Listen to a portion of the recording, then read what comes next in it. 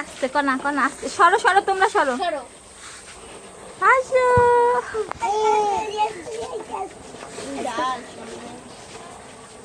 না ওর ঘুরাও ঘুরাও ঘুরাও ঘুরাও আসো আসো দাঁড়া নিয়ে যাবে বেরে নিচে নামানোর দরকার নেই কনা ওর ধরো আমি ধরে দেখছেন দাঁড়াও আমার পাশে যে আসো মোটর সাইকেল বোঝো না এই যে পাখি মাম্মাম এই যে